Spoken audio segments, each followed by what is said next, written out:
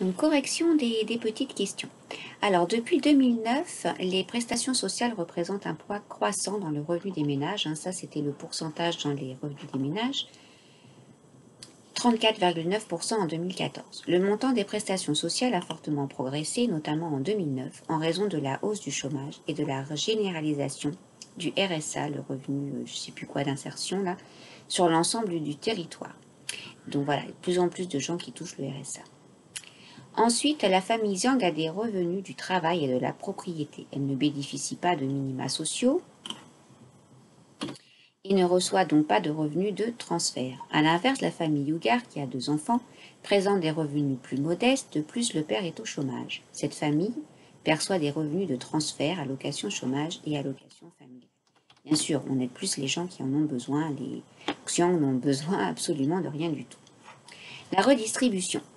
La redistribution est l'ensemble des opérations effectuées, le plus souvent par l'État, qui consiste à prélever de l'argent, impôts et cotisations sociales, sur certains agents économiques pour les redistribuer sous forme de prestations sociales à d'autres pour atténuer les inégalités.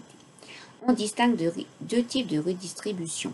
La redistribution verticale, qui réduit les inégalités de revenus entre les agents économiques les plus modestes et les agents les plus aisés, RSA, revenu de solidarité active. Je ne sais pas ce que ça veut dire, donc ça veut dire ça. La redistribution horizontale qui protège les agents qui subissent des risques sociaux différents entre les personnes malades, les bien portantes, les chômeurs, les actifs, les familles avec et sans enfants, entre les retraités et les actifs. Je vous rappelle qu'on a un système de retraite qui est quand même très protecteur. Les outils de la redistribution. Les prélèvements obligatoires qui regroupent l'ensemble des impôts et des cotisations sociales perçues par les administrations publiques jouent un rôle de redistribution. Les autorités publiques disposent pour réduire les inégalités d'autres instruments que la fiscalité. Les transferts sociaux, comme les prestations sociales ou le RSA, la production de services publics, gratuits ou à prix réduit, comme l'enseignement scolaire ou la cantine.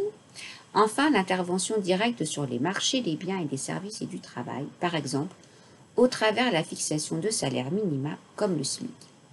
Alors, je vous laisse répondre aux questions, identifier les objectifs de la redistribution, quels outils les pouvoirs publics ont, et après de retrouver, grâce aux définitions proposées dans le tableau ci-dessous, les risques couverts par les prêts. Il y a plusieurs risques.